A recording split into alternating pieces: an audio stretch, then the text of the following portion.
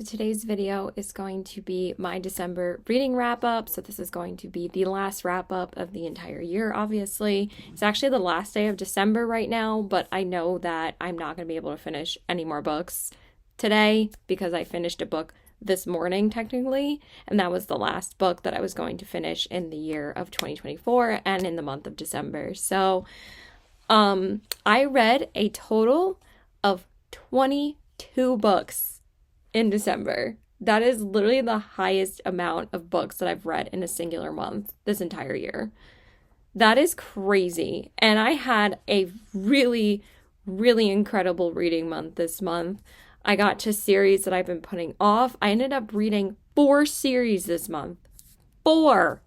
One of them doesn't really count, but it's still a series. I don't know why the dogs are barking. I read a couple of new releases. I didn't really concentrate on too many new releases. I think that's why I was able to get to other books that I've been really wanting to read. And also, and series. And also, I listened to 3 audiobooks, 3 Kindle reads, and 15 physical books. So I still read 15 physical books on my physical TBR. And 3 Kindle reads and 3 audiobooks. So I think that's a really successful way to end the year. So let's start off with the first book. And I started off with such an incredible reading month because the first 3 books that I'm going to talk about that I read in December were all 5 stars. So spoiler alert, I loved all these books. I'm not going to go grab all of them because honestly, I only have an hour to get ready now because I'm getting ready to go out for New Year's Eve. So the first book that I read was actually a new release, and that is Sophie Cousins' Is She Really Going Out With Him? And there's the title. I don't know why there was so much glare. I absolutely adored this book. I'm going to have to look up what the names of some of the characters were because, like, honestly, I feel like the beginning of the month always feels like such a long time ago, but then, like, the month goes by so quickly. So anyway, this was one of the one and only romances that I read in, like, the beginning of the month because I didn't really read that many romances in November. I mostly read romantasy in November. So anyway, we have the main character's name is Anna. Her name is Anna Appleby, and she recently got divorced from her husband, and she had 2 kids with him, and basically she is just trying to function being a single mom, and everyone keeps on asking her, like, when are you going to date again? Why haven't you found somebody to be with? And basically the columnist that she ends up falling for, I forget what his name is because it doesn't list his name in the synopsis for some reason on Goodreads. I don't know why they do that. Sometimes they only list the main character. I'm already dropping shit. Just off to a phantasmic start. Oh, God. I really do forget his name, but whatever, it's fine. So basically, he is her rival columnist, and they basically both write magazine articles, and they work for a magazine. And basically, you know, it's just about the way that they end up falling for each other. And I absolutely adored this book. I actually liked this book even more so than the book that I read from Sophie Cousins earlier this year. So I've read 2 of her books now, and I really do like and enjoy her writing. She's becoming a favorite author of mine, and I feel like I want to read more of her books next year. We'll see where the wind takes us, but I really did enjoy this, and I gave it a 5 stars because I thought that it had much more better elements of romance in this one as compared to The Good Part.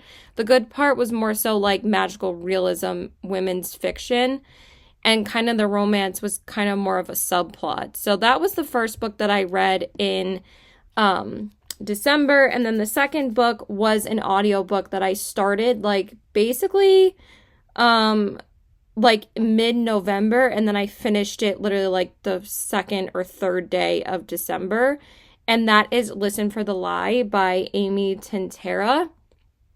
And everybody was talking about how good the audiobook was of this. So I'm like, I have to listen to the audiobook. And honestly, this was the best audiobook that I listened to this entire year. This audiobook is freaking incredible because it's all from, you know, Lucy's perspective first off. And Lucy is the main character. And basically everybody thinks that she killed her best friend.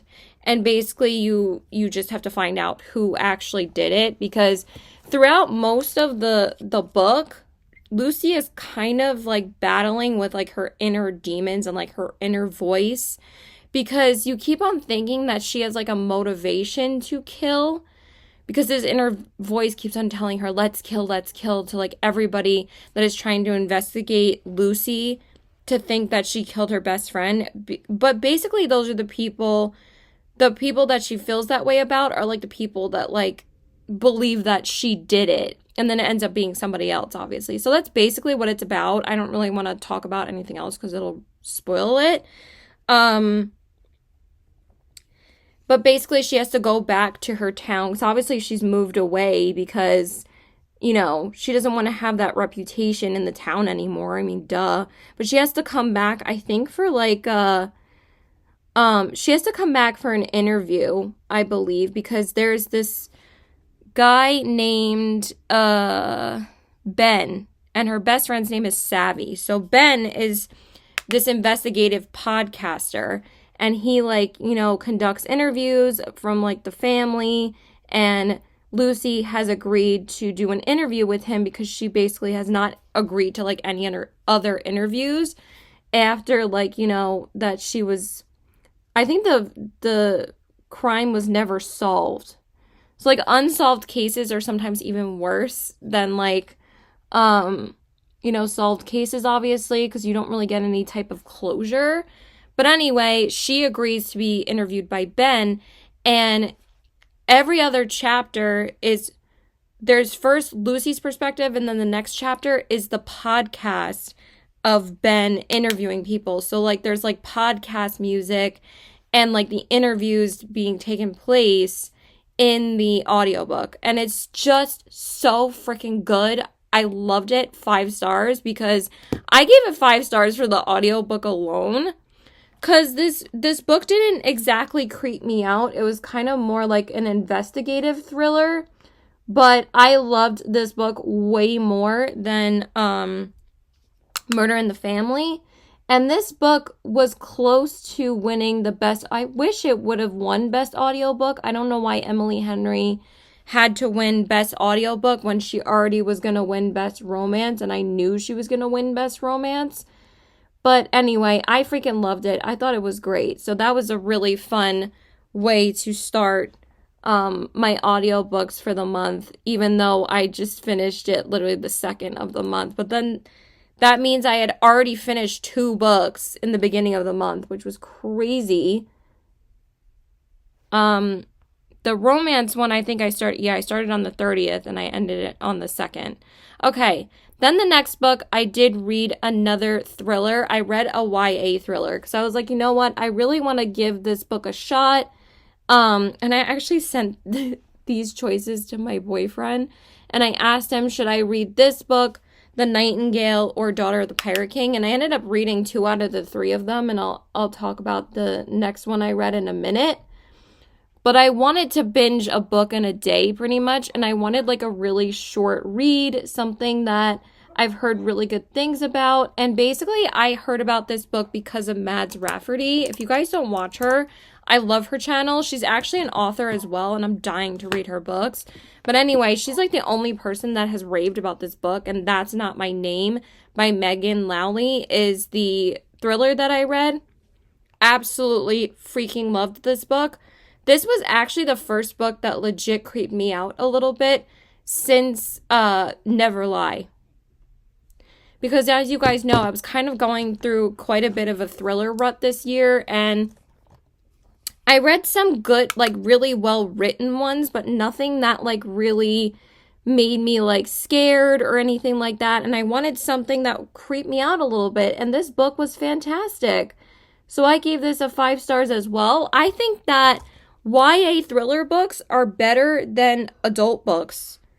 Because I feel like with the YA thriller books, you kind of just experience everything with the characters. Because I feel like those characters are more like scared and naive because they're teenagers. But also I feel like they're a lot more intelligent than some of like the adult characters and the adult thrillers that adult authors write. Like Frida McFadden's books, some of her main characters are so dumb. And that's a lot of people's main complaint about her books. But anyway, I ate this book up. I thought it was so good. So basically, this is about a girl named Lola. But basically, this guy like shows up and finds her and claims that he's her daughter. And she has no memory of anything that occurred before her accident. She has like amnesia. She doesn't have any memory of what happened to her. So she doesn't know her name. So he comes in and claims that her name is Mary and that she's his daughter. But basically, after Lola goes to go stay with her father, she goes to stay with him in a cabin. And basically, things start to unravel that Lola's father is not who he says he is. And that's basically all I can tell you, because you need to read this book in order to see the plot twist. Oh my god, I did not see this plot twist coming, and my jaw was on the freaking floor. I was like, what? And it was amazing. I loved it. So this book just kept me addicted from beginning to end, and I literally could not wait to finish this. I could have finished it in one sitting if I didn't have plans that night. I think I went to the movies with my best friend. I don't remember what we saw. It might have been Moana. I don't even remember if Moana was out. I think it was out at that point already.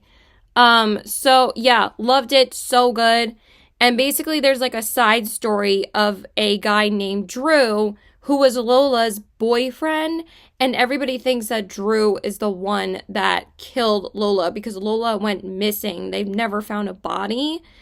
So they keep on blaming Drew that he's the one that did it. And for only my like fourth YA thriller this year, because literally the only other YA thrillers that I read this year was the A Good Girl's Guide to Murder trilogy, and also the reappearance of Rebel Price. So this is technically my fifth. But Holly Jackson's YA thrillers are the only ones that I read besides this one. All of them were incredible. All of them were so good.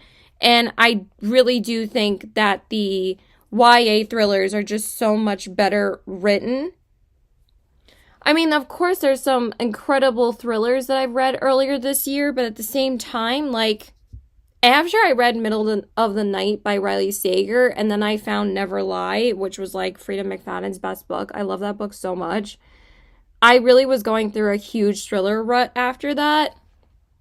And then I picked up a couple that were good, but this honestly was the standout at the end of the year. So I really did love this book.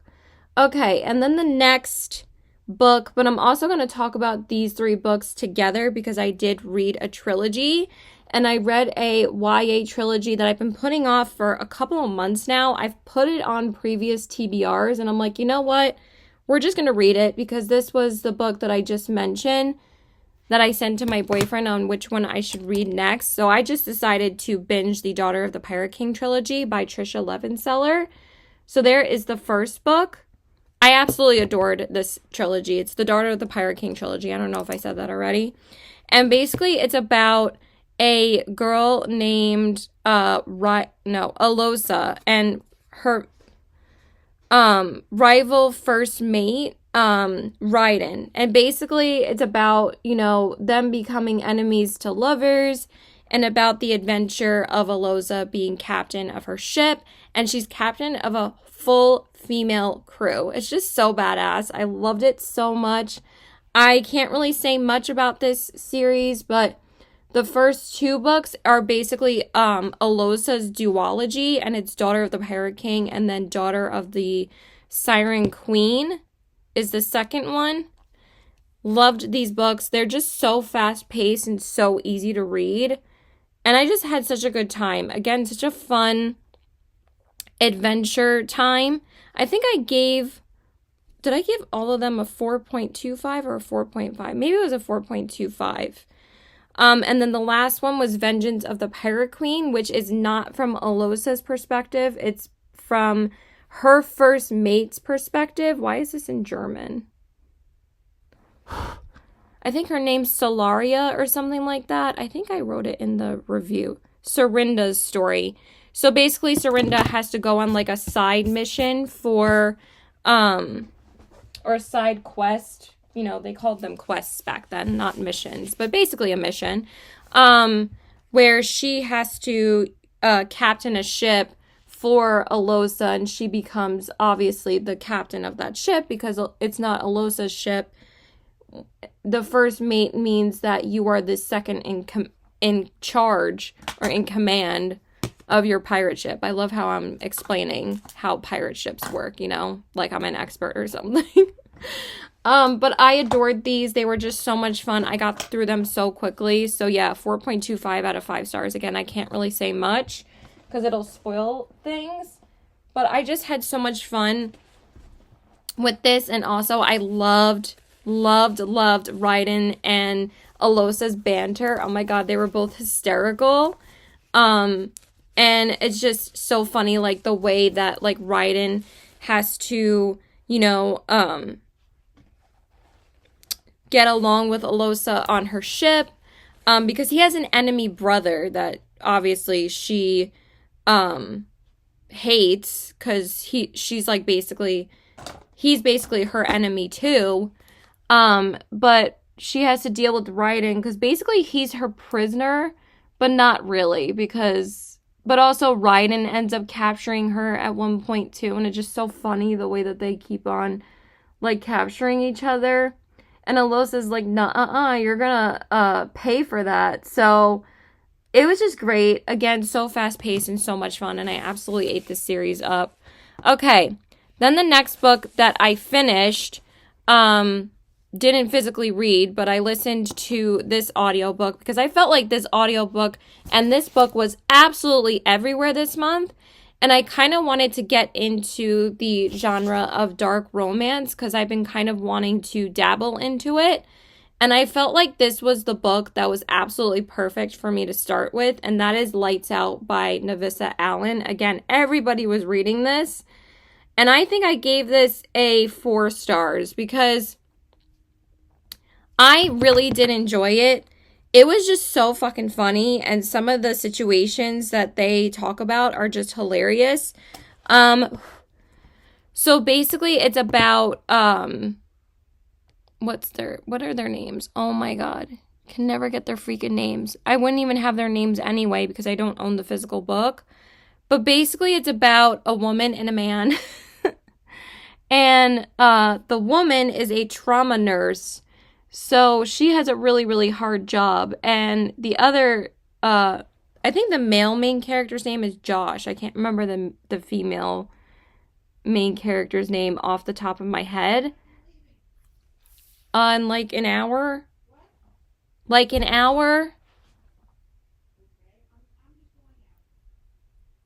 my god, I don't care. Why is it so important? I think I need to grab a snack soon because I'm getting a little hungry. Did somebody else message me? Okay, I feel like I need to hurry up already, but I'm not going to be ready till 5, so I don't really care. And then I have to go get liquor, and then I'll show up at the inn. I'm not really going to rush that much because they said we can show up whenever we want to. So anyway, this was fun. Jacob basically is hired to find her stalker. I think her name is Michelle. We're just gonna call her Michelle because I can't remember her name. So he's supposed to find her stalker. But it turns out that he's her stalker. And like, I think you know all of this in the synopsis, so I'm not spoiling anything, but that's basically the gist of it. And basically, this book was not really dark. It was just fun and funny. There was like a couple of parts, but it wasn't anything too crazy. So yeah, I really did enjoy this and I had a really good time with it. So again, it was just a 4 stars for me. Nothing really too crazy special, but I still had a great time, and that's all that matters when you're reading. So, yeah, that was great. Sorry, I get so thrown off when people are messaging me.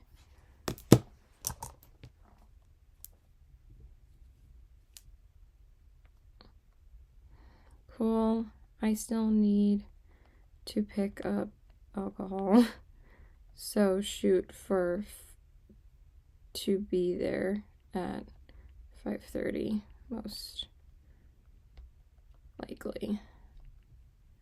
Okay, yeah, 5:30 should be good. I should be ready by then, hopefully. I just take 5 million years to be ready. Okay, then the next book that I read, and I'm excited for the sequel to come out of Lights Out next year. It's going to be just a great time.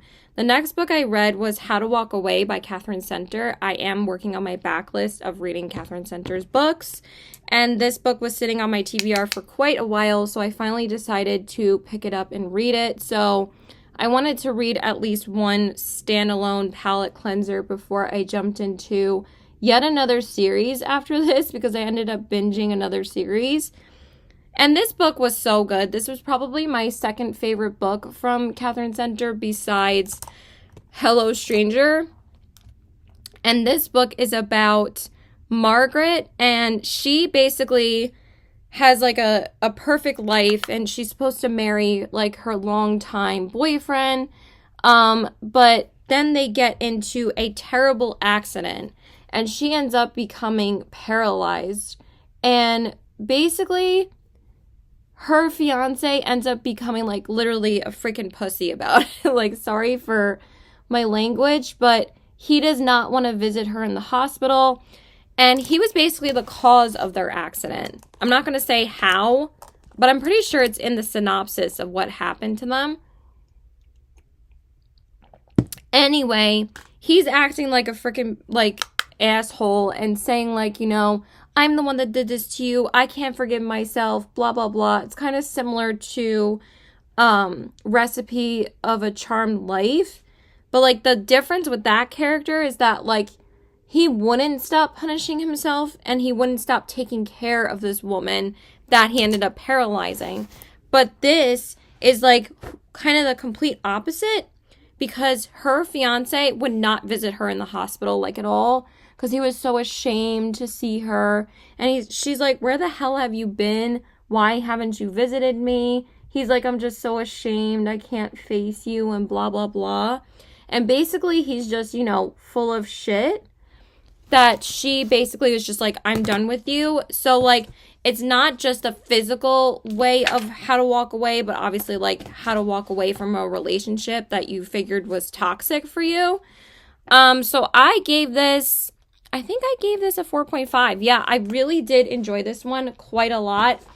I think for me, sometimes Catherine Center's endings, like, are not really that great. I think that's where I just lose interest just a little bit. But honestly, I really did like this one a lot. And yeah, I had a really great time with it. It was a really short read. So we're going to just grab a snack, hopefully. And then we'll talk about the trilogy that I ended up binging. Okay, so the next series I decided to binge, I honestly did not think I was going to have time to read all of these series this month, but somehow I did. So I ended up starting this book in the nail salon, and then I got so addicted to reading it that I just binged the whole thing. And that is Belladonna by Adeline Grace. So I decided to binge the Belladonna trilogy finally. And I loved this. It was so good. I think that out of all three, the first one is still my favorite. So the first book is called Belladonna, the second book is called Foxglove, and the third book is called Wisteria. And basically, Belladonna and Foxglove are kind of like its own, similar to Daughter of the Pirate King, which I didn't even know this, but it's kind of like its own duology for the main character, Signa. And then the third book is a different love story from a different character's perspective, but I can't even say who the character is because it's kind of like a spoiler for the rest of the series because something tragic happens to her. And that's all I'm going to say. So basically, I binged this series. I gave all of them a 4.5. And basically, Signa has always had a struggling relationship with death. And she can always see death around, like, pretty much every corner. Death, like, never escapes her. And she always has hated death since she was a child. And she doesn't understand why she's the only person that can see death. So basically, she's sent away to this, manor. And she has to go there to, it's like a gloomy estate. It's called Thorngrove. And she's sent away there. And basically she has to go there because you find out that her parents have tragically passed away. And I actually don't remember like their backstory in the book because again, I read this like earlier in the month. But I loved this. I thought it was so good. And basically in the first book and the second book, someone is poisoning the family members of Thorngrove. And you basically have to go on this, you know, murder mystery quest, I guess, or murder mystery journey of Signa finding out who's doing this. And they're obviously using Belladonna in the first book to poison the family, and then in the second book they use Foxglove. So, and Foxglove is actually the name of her parents' estate, and then the second book, she is sent away from Thorngrove and has to go stay at Foxglove. She's basically like banished to go stay there because some shit goes down at the end of the first book. And then the second book is basically Signa's budding romance with death, because she learns to accept that she's basically the only other person that can see him, and she ends up falling in love with him. And I absolutely adore their romance. That was probably like my favorite element of these books. And also the murder mystery element was really fun too. And the cliffhanger at the end of the first book was great. And even at the end of the second book as well. The third book takes place between two other completely different characters' perspectives and their love story, basically. And that was so much fun too. I absolutely ate up the banter in all of these books. I thought that they were hysterical. The enemies to lovers tropes in all three of these books were just fantastic, and they were just so much fun. The third book did not really have as much as a murder mystery element that I would have liked, like I enjoyed in the first two books. So the first two books, like I said, I don't remember if I said the ratings of all three. The first two books I gave a 4.5.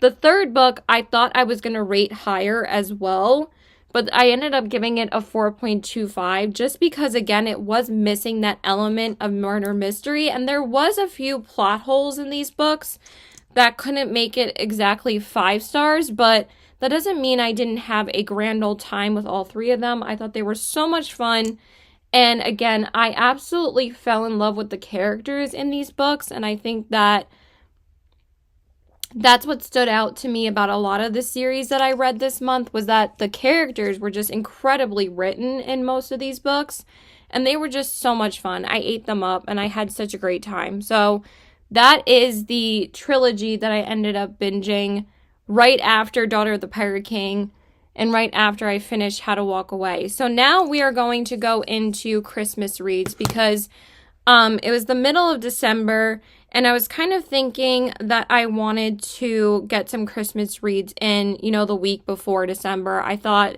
that I had waited long enough, and I kind of wanted to get a bit into the holiday spirit. And I knew I wanted to read quite a few Christmas reads for my Christmas vlog that I posted earlier this week. I think I posted it the day after Christmas, actually. So it was way more than earlier this week, but who's counting?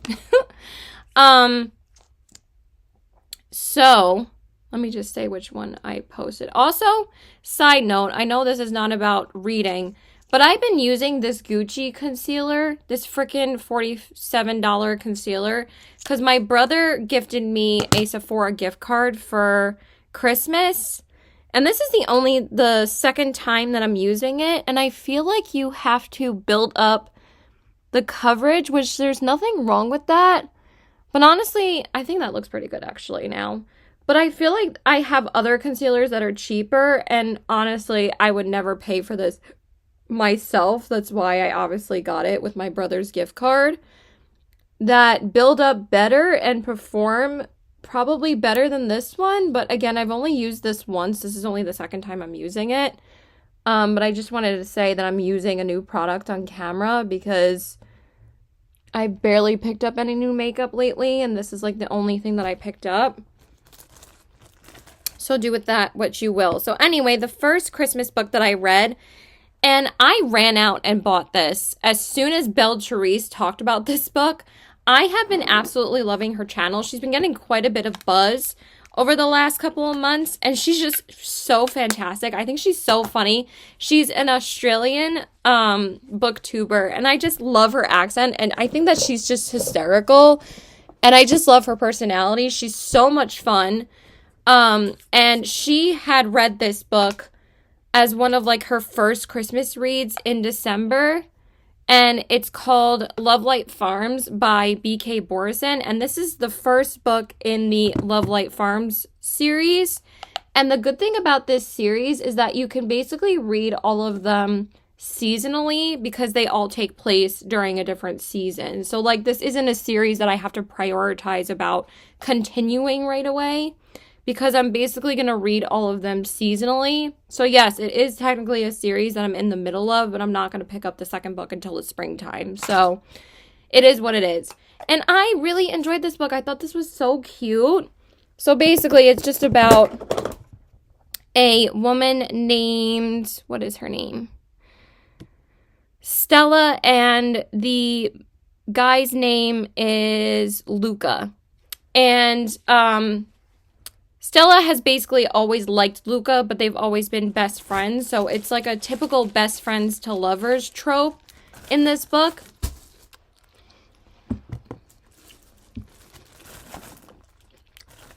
Oh my god. But their banter is really cute. And basically,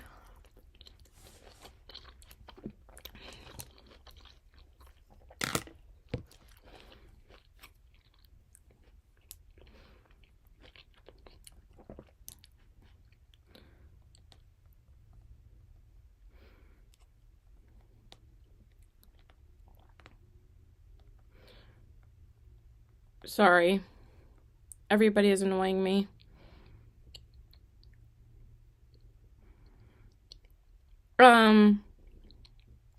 So what was I talking about?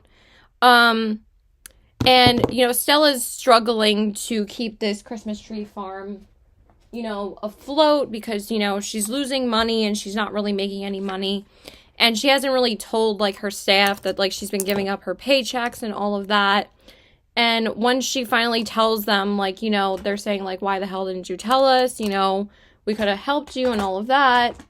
Where the heck is my inner corner highlight brush?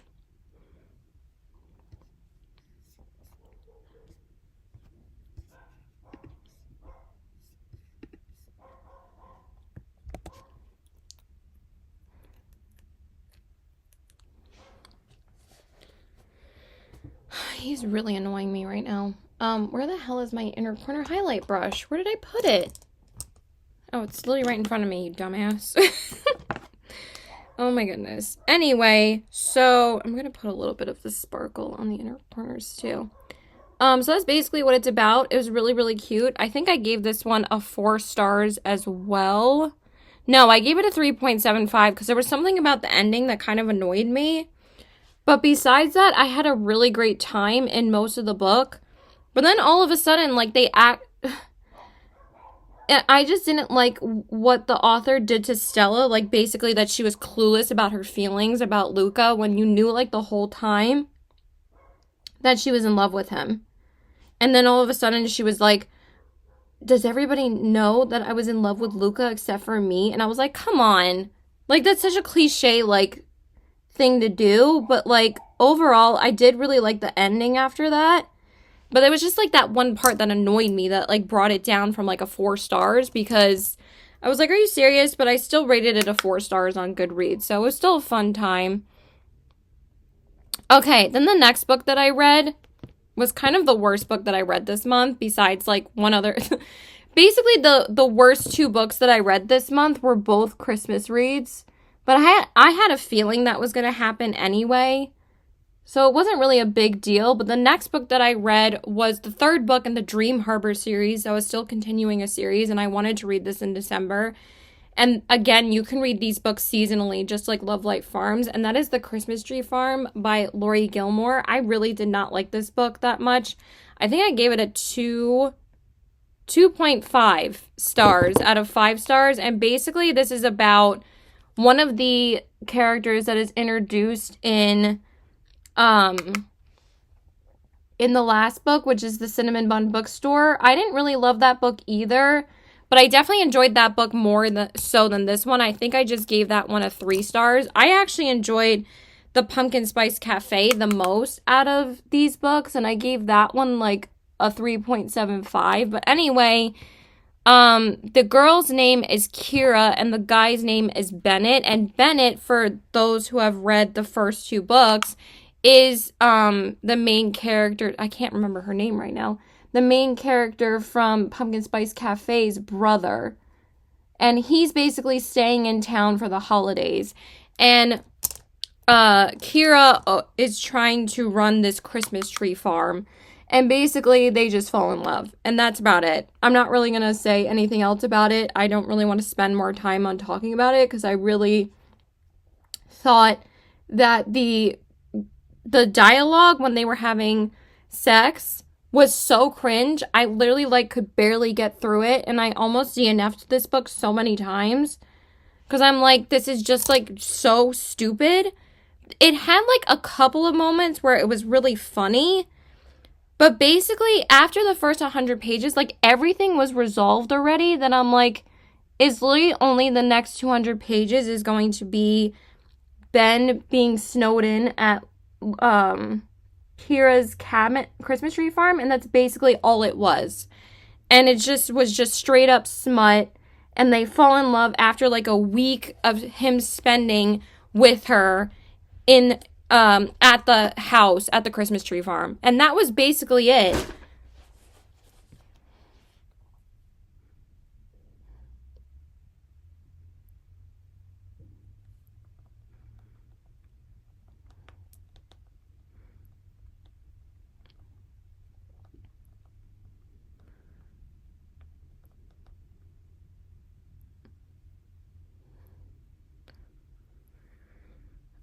Okay, so then next up, after the Christmas tree farm, I don't know why it exited out.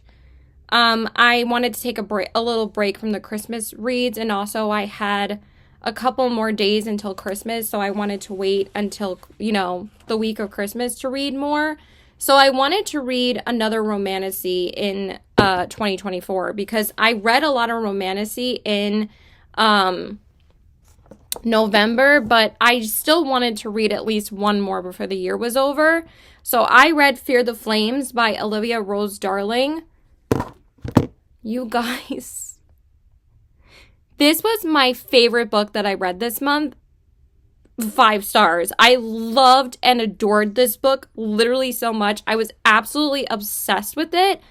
And I read the traditionally published version, and I have absolutely zero regrets, because I was actually looking up on Reddit what people's opinions were of reading the traditionally published one. And a lot of people were saying, well, it was kind of like mixed opinions, where like some people were saying that they cut out a lot from the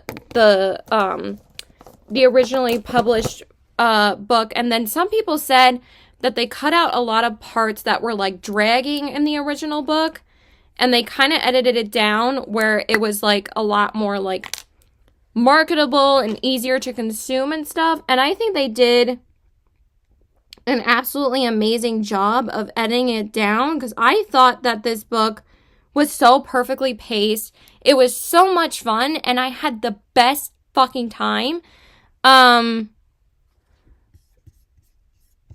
So anyway, so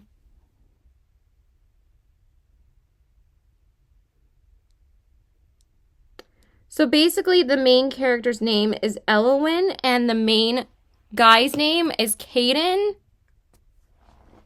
I just want to say, Caden is my new favorite shadow daddy. Like, I felt the same way about this book as I did about Quicksilver. If you love Quicksilver, read this book. Like, you get the absolute same kind of banter, the side character banter. You fall in love with the whole cast of characters in this book.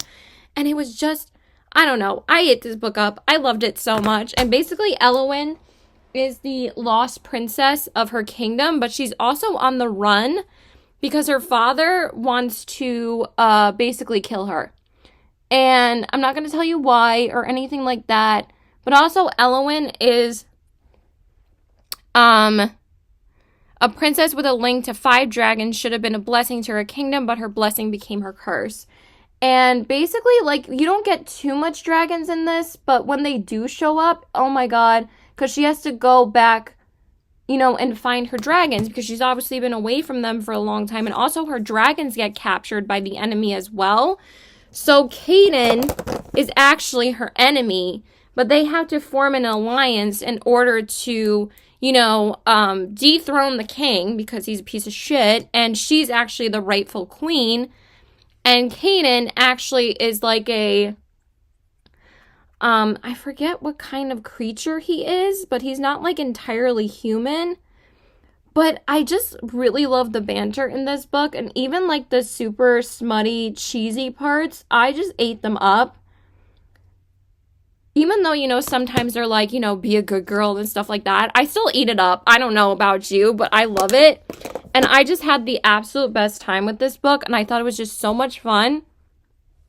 And I feel like fans of Quicksilver need to read this book, and I absolutely have zero regrets reading this. This actually became my favorite book that I read this month because I just ate it up. I thought I had the absolute best time reading this book. Okay, let me just grab my blush and everything. I might not have enough time to talk about any more books right now, but we'll see. Hold on. So then the next book that I read, I actually listened to an audiobook, so it wasn't even a physical book, but I really wanted to listen to this because I got it as my book of the month of December, and that is The Most Wonderful Crime of the Year by Ali Carter. This book was getting a lot of hype in December, so I knew I wanted to read it. And also, like, if you don't want something that's like completely like super Christmassy vibes, this was so much fun. It was basically a cozy mystery. So basically it's about these two rival writers, which I always love, like the rival writers trope.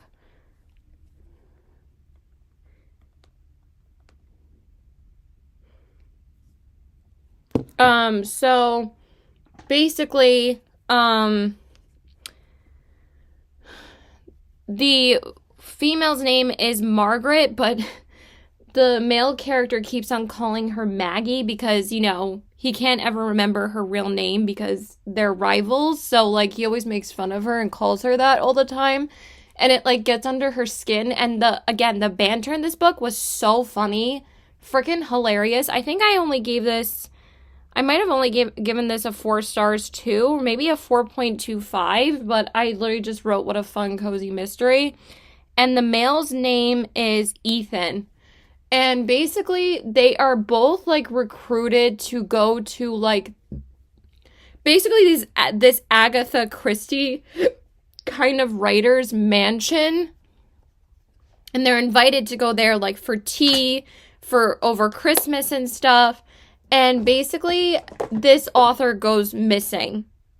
And they have to find out who, you know, took her. And it was kind of similar to Belladonna a little bit because there was elements of Belladonna and foxglove poisoning that was used. And I thought that was just so much fun. And I ate this book up. I thought it was just a great time. God, this blush is so warm toned. I guess we're just gonna look past that because I didn't realize how warm toned it was. I'm gonna have to shear it out a little.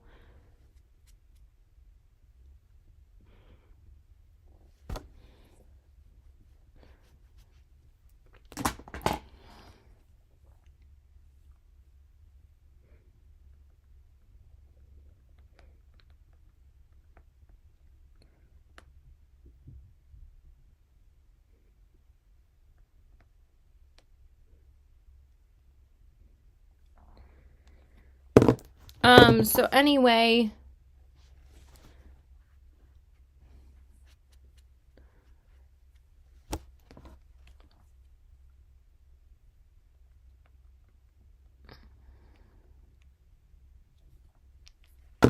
so yeah, so it was just great. It was so much fun. I had a really fun time with that book. Okay, so then how much do we have left? I might have to stop at this point. I'll talk about one more book because like these are super short, so I think I can talk about 2 more books actually because the other one's a short story. So then I continued my Christmas reading and I read a very short book on Kindle. And also I kind of wanted to get another Kindle read in because Christmas Tree Farm was literally like the only other book. Oh, Belladonna I read on Kindle and then I loved it so much that I had to go buy the physical copy. And then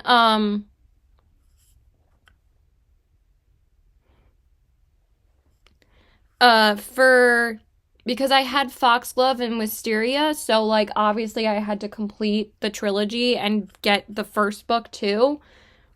And then the only other book that I read on Kindle was Christmas Tree Farm. So I was like, you know what? I kind of want to read something else on Kindle because I was actually, you know, obviously making a huge dent in my physical TBR and I was reading a lot of physical books. And then I was like, I kind of wanted to like maybe work in another super fast Christmas read. So I read My December Darling by Lauren Asher.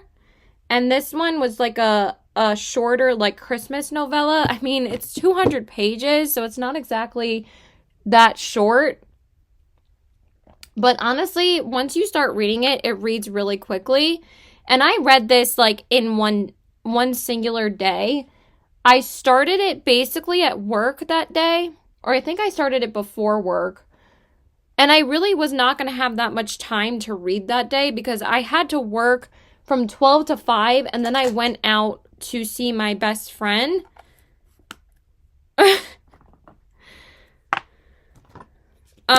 So sorry, my boyfriend's messaging me and he's slowing me down, but I'm almost done. And this was about and then I read a lot of it when I got home after I went out with my best friend and to see his girlfriend as well because we went to Smith Haven Mall to go shopping and we kind of did a little bit more Christmas shopping then too. But anyway, this book is about Catalina, which is actually my Spanish name because my name is Caitlin, so my Spanish name is Catalina, so it was like perfect.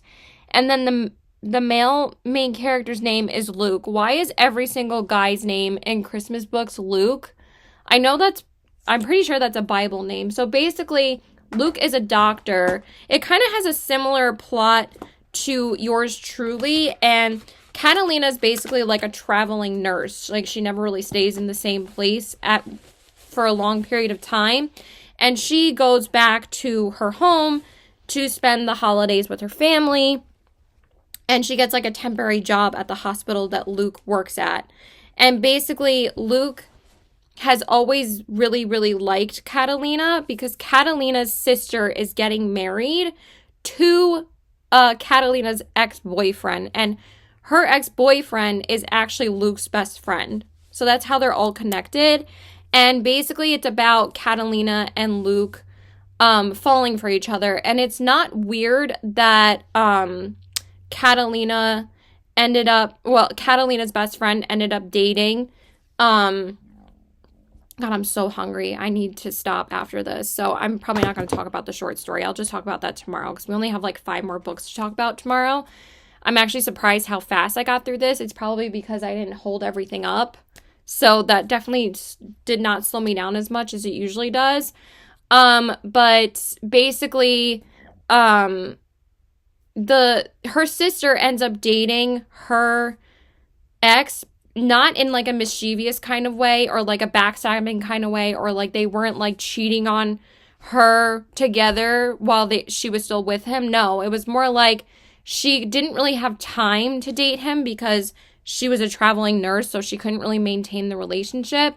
And she knew that her sister always liked him. So she basically was like, it's okay, like, you have my blessing, and now they're getting married. So it was just really cute. I really liked it. I think I gave it a 3.75 as well. It was just a fun, quick holiday read, so I had a lot of fun with that. Okay, I need to go, so we will talk about the rest of the books that I read tomorrow. So bye for now. So hey guys, so I wanted to talk about the rest of the books that I ended up reading in December of 2024. So let's just continue on. We have like 6 more books to talk about, so I literally just woke up and I went out for New Year's last night, so I'm pretty tired. So the next one that I read, I think I told you guys that I read a short story, and I wanted to read like at least one more thing, for Christmas that was like really short and sweet. So I just read the Cruel Winter with You short story by Ali Hazelwood. This is like the collection of Amazon short stories, and a lot of people said that some of them were pretty bad. Sorry, I'm just plugging in my AirPods case because I didn't realize the case charge was so low. And I really enjoyed this though, because a lot of people said that this was the best one out of the 5 short stories that they came out with. Like, I actually like wanted more of this, and I really enjoyed the writing style of this one. And I think Ali Hazelwood writes the childhood friends to lovers trope really well, because I don't think I've read one from her that was like that, because like I've said, I haven't had the best luck with her books, because I've only read Bride, Check and Mate, and The Love Hypothesis, and The Love Hypothesis was my favorite, but I still feel like Love Hypothesis is a little bit cheesy. This, you like really felt something for the characters, and she did a really good job of, you know, building their story in such a short amount of time, and I thought that this was really well done. So I just gave it a 3 stars though, because with short stories I only rate it 1 through 5. I don't rate round them up or anything. So the girl's name is Jamie, and her and Mark is the guy, and it says her best friend's troublemaking brother, who's a tech billionaire, who's now a tech billionaire. Wow. Okay. And basically, you know, they just could never be together like when they were younger, and now they're like snowed in over like this Christmas holiday, and basically it's just about them being snowed in. And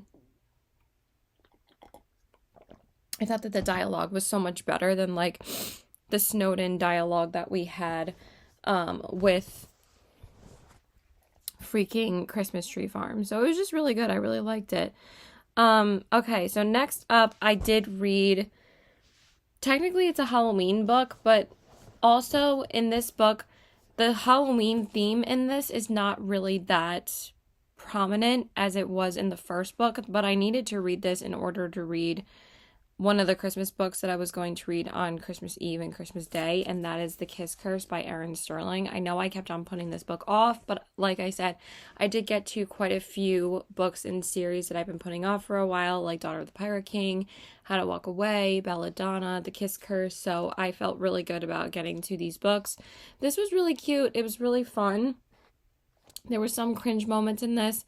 I thought this was a little bit repetitive of the first book's plot, but also this was better than one of the next books that I'm going to talk about.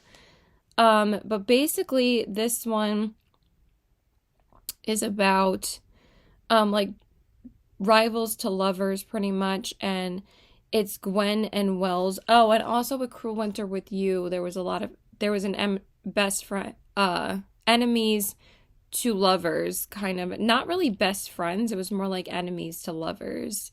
but childhood enemies. And it was just so much fun. It was kind of like similar to Better Than the Movies. But this one, basically, that it didn't really have that much of...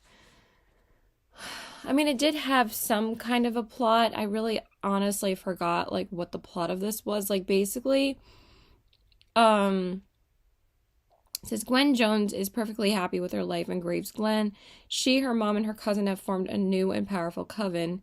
She's running a successful witchcraft shop, something wicked, and she started mentoring some of the younger witches in town. As Halloween approaches, there's only one problem. Lewin Wells Penhallow. Wells has come to Graves Glen to reestablish his family's connection to the town they founded, as well as make a new life for himself after years of being the dutiful son in Wales. So basically that's what it's about. He actually opens his own rival shop across the street from her, and basically she was saying to him, like, why are you opening like the same kind of store across the street that sells the same products that I do? So, and then there's also some type of evil that's in the town that they have to get rid of. And what was crazy is that there's like 3 young witches that help, you know, Gwen, and also Gwen's like kind of training them, because she's one of the most powerful witches. She's basically the main characters. My God, why am I so itchy? The main character in the first book, she's her sister, I'm pretty sure, or cousin or something. I know she's related to her in some way. And then Wells is the first character's, in the X-Hex, he's his brother from the X-Hex, and like basically each book is about the 3 brothers of why can't I describe this? There's 3 brothers, and like each book is about their love story. So yeah, this was okay. But also the witches' names that she has to help her. I think I gave this a 3.5, by the way, or maybe just a 3.25. I didn't round it up, so maybe I just gave it a 3 stars, which is not terrible. Like, it was very readable, very bingeable. I think I finished this in like less than 2 days, pretty much. I read this right after I finished Cruel Winter with You, from like Sunday to Monday. Like literally 2 days before Christmas. And the childhood, I mean, the witches in training's names were Sam, Kate, and Parker. And literally Kate was spelt the way that I spell my name, C-A-I-T. My sister's name is Samantha, so Sam. And then the other friend's name was Parker. And my middle name and my sister's middle name is Park. And I'm like, why are they have such close names to us? So I thought that was funny. So it was okay. It wasn't that great. But it was still a fun time, and I was giggling a couple of times because there were some really funny moments in it. It's just like, this author tends to like forget about like the romance plot, because it can become very insta-lovey in these. The plot was fun in this, and I actually enjoyed the elements of, you know, progressing that rather than the romance between the 2 main characters. It just was kind of, there wasn't really any build-up. There was a little bit more build-up in this one, though, than in the next one, so we'll talk about that in a minute. So then I did finish another Christmas read, and also, like I said originally, and also my Christmas vlog as well, that I was basically going to be catching up with series or completing some series with Christmas reads. So I did pick my Christmas reads pretty well, because it was also keeping up with series that I needed to as well. So this was supposed to be my Christmas Day read, but I ended up finishing it the night of, well, I still finished it on Christmas Day, but like the morning of, like around like 2 a.m, because I actually listened to the full audiobook of this, and that is Stephanie Garber's Spectacular, and this is the holiday novella from the Caraval trilogy. This was so good, you guys. Like, this was by far my favorite Christmas read in that vlog. So if you guys want to check that out, but if you just watch this and you don't care, then you don't have to. But anyway, this book is just so beautifully illustrated and written. I can't really give that much of the plot away. Basically, one of the characters, Tella, is trying to find and look at how beautiful these pictures are. Tella's trying to find a gift for her love interest, pretty much. And, well, if I say Legend, that's not really spoiling anything, because you don't know who Legend is. Like, in the second book, you know who he is. Like, I would highly suggest, if you read this, you should read the Caraval trilogy first, just so you can get the backstory on the characters, because I feel like it would be just a better experience for you overall. But anyway, so she's trying to find a Christmas gift for him, and Scarlet basically is doing the same thing for her love interest as well, and that's pretty much mostly what this is about. But also, Tella ends up like getting captured by someone that's trying to take Legend down, and that's pretty much what it's about. That's all I'm going to give you guys. But I thought that the whimsical Christmassy vibes in this book were just so perfect, because I really wasn't getting like too much of like the Christmas setting. I mean, some of the romances that I read did do that for me. Like, My December Darling was really cute in this setting. And so was Cruel Winter with You. Wasn't really that Christmassy, but it was just a cute little short story. And also, Love Light Farms was really good at setting the atmosphere. But honestly, like, you read these Christmas books to get the atmosphere of Christmas. And sometimes, I said this in my Christmas reading vlog, is that this, like, really just had the whole Christmas vibe in the entire book. And I ended up listening to the graphic audiobook on YouTube, and it was only 2.5 hours. But I started it the morning of, where I didn't really have that much reading time that day. And it was, like, Saturday morning at, like, 10 a.m., or actually, no, it was earlier than that, because I had to be at work. No, I had to be at work at 12. It wasn't Christmas Eve. I had to be at work at 10 on Christmas Eve. But anyway, this day that I started this audiobook, because I'm like, let me just get a head start on it, so then I don't, even though it's a really short book, I ended up not reading this at all physically. I just finished the audiobook. So I was listening to this, and then, I think I listened to The Most Wonderful Crime of the Year. Didn't I listen to that book at the same time?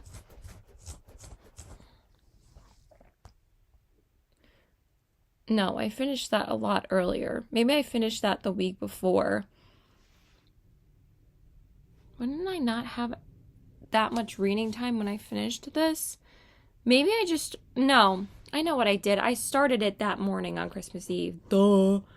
That's when I didn't have that much reading time, because I had to get ready at like 8:30 in the morning, because I had to be work at like 10. So I started the graphic audiobook then, and it was so good. I was like, I'm so glad I listened to it. So basically, when I was finishing it up in bed, I was just flipping through the illustrations so I could actually appreciate what this book is. And I don't regret buying this, because you buy it just to display it for the illustrations and to look at them anyway. So it was just a really fun time. I really liked it, and I really thought that the Christmas setting was so prominent in it, because like most Christmas books, for some reason, once they get to the Christmas part, or like, you know, Christmas Eve, Christmas Day, I feel like it's so rushed sometimes, and I'm like, what is the point then of making it a Christmas book when like you're just gonna rush through the holiday? Like, it's weird. Like, you should at least stay on it for like a couple of chapters. So I felt like that with some of the other Christmas reads. And then the last Christmas book that I ended up finishing, and I finished this on Christmas Day. I think I started this the 23rd, and then I finished it the 25th. If I would have started it sooner, I probably would have finished it a lot sooner, because this book is only 276 pages, and that's the last book in excuse me, the X-Hex trilogy, and that is The Wedding Witch by Aaron Sterling. This book was not good. Like, honestly, this was the one that I was struggling with the most. And honestly, I think that's why it took me like 2.5 days to finish this, because I didn't really want to pick it up anymore. I wanted to move on to a book that actually was well written. This one was pretty weak in the plot even as well. Again, there was like moments where it was funny, but honestly, this plot was almost all over the place, because it's about the third brother, which is named Bowen, and the love interest in this one is Tamsin. And basically they just bond over, or they get to know each other over emails and like instant message and stuff. And then they meet in a bar, and she wants to hire him for a job so they can go to this wedding to basically figure out what is haunting this family of a bride and groom that are trying to get married. But there's also a lot more to that marriage. Like, she doesn't like the guy that she's marrying, so basically it's up to them to like solve what's going on. And that's pretty much the gist of it. But this was so freaking insta-lovey. And even like, again, there wasn't that as much build up with this one as there was with the Kiss Curse, because I felt like, you know, okay, they're rivals to lovers. That was like a little bit more understandable. But this one, it was just like they kissed as soon as they met, and then all of a sudden they're in love. And I'm like, okay, that was just too insta-lovey. And honestly, I feel like this book like kind of forgot about the magic like of witches and stuff. And also in the Kiss Curse, they didn't really use that much magic, but honestly there was a reason for it, because like she ended up not being able to use her power because someone was hindering it for a while. And this one, I don't know, just I didn't feel anything towards this. It just was not that good at all. So I gave this a 2.75 out of 5 stars. I was just struggling with the writing of this. It was not very good. So that is it for that. And that was the last Christmas book I ended up reading. And then I decided to end the year of 2024 with a bang, because these were the last 2 books that I read in the year of 2024. I was going to read The Nightingale and then probably finish off the year with like a romance or something. But I'm like, you know what? I've been dying to get to these, and I really wanted to read them. And I thought this was an absolute perfect way to end the year. So I finished the Six of Crows duology. I can't believe I read these. So we have Six of Crows and Crooked Kingdom by Leigh Bardugo. Y'all know that these are 5-star reads, because they're just so spectacularly written. The way that Leigh Bardugo writes, I swear, is amazing. Like, just the things that go on in this woman's brain, the way that she created this world, it's just like amazing when like these authors create these amazing like universes. And it's called the Grishaverse for a reason. And like basically you fall in love with the characters of these books so much. I think I actually, this is an unpopular opinion, but I think I loved the first book so much more than the second book.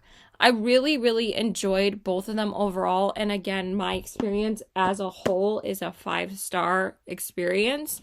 But I feel like with me, with duologies, I feel like they're just one giant book. So then these together is definitely 5-star. But also when I read this one, I was just on such a high after I finished this. I actually finished this one completely physically. Because also I didn't want to put this book down. It was just so freaking good. I loved it so much. Basically, it's about the world of Ketterdam and the land of Ketterdam, and Kaz Brecker is running like this huge heist, and he like gathers these few characters that you follow along throughout the entire book, like Jesper and Nina, Matthias, I forgot, Inej, and Kaz. And what's crazy is that like the fact that you can remember all these characters' names because they stick with you the entire book. And also each chapter is from a different characters' perspective. And it was just so good. The found family element in both of these books are absolutely fantastic because the heist family ends up becoming their own family. Because, you know, they've had a lot of tragic backstories and some of their parents, like, gave them up, or, like, some of their parents are dead. And basically, you know, they're just struggling to survive in this land where being Grisha is pretty much banned, and if you're Grisha, you're going to end up being killed. But also, like, they pull these heists. Like, this one, they're actually saving a person, and that is the whole heist. And just, like, the build-up and everything in this book was just absolute perfection for me. I loved this one literally so much. I literally could not wait to see what happened next. So then I was so excited to go into Crooked Kingdom, and I did really love this, but at the same time, like, if I read this as a standalone, I don't know, I just didn't get that absolute, like, high of a 5-star feeling, but I still gave it a 5 stars because if you guys understand how I explained it, is that it's like one giant book to me. It was like the same experience that I had with, like, the Song of Silver Flame, like, Night duology, and that duology together, oh my god. But also the second book was just, like, almost a 6-star read for me. So, like, it wasn't as highly ranked for me or rated for me personally, but I can see why people adore this book and adore this duology. So after I finished these two, I went out and bought King of Scars and Rule of Wolves, like, right away. And I think it's going to be my series for January because I am dying to get more Grishaverse. So I think I'm just going to go into those pretty early in January. So that is it. Those are all the books that I read in 2024. I'm also going to just briefly mention what I'm reading right now. Obviously, I wasn't able to finish this in 2024 because I literally started it the last day of the year. And that is The Matzah Ball by Jean Meltzer. If you guys didn't know, I am raised Jewish. I was bat mitzvahed, everything. But my dad is Christian, so that's why we celebrate both. My mom is Jewish. And I wanted to, like, just fit in, like, a Hanukkah read before Hanukkah was over, because, like, literally tonight is the last day of Hanukkah, or last night of Hanukkah, I mean, and so far this is so freaking funny. I'm having the best time with this. I've never really seen anybody talk about this book that much, but I don't really see people talk about Hanukkah books in general because everybody's always like, Christmas, Christmas, Christmas. So I just wanted to mention that so far I'm having a great time. I'm on page 107. So I did get through the first 100 pages yesterday. So yeah, that's it. I hope you guys enjoyed this video. So please like and subscribe. Hopefully this video isn't too long. Follow me on Instagram at CBW819 and check out my Poshmark at the same handle. And I hope you guys have a great day and Happy New Year. Bye.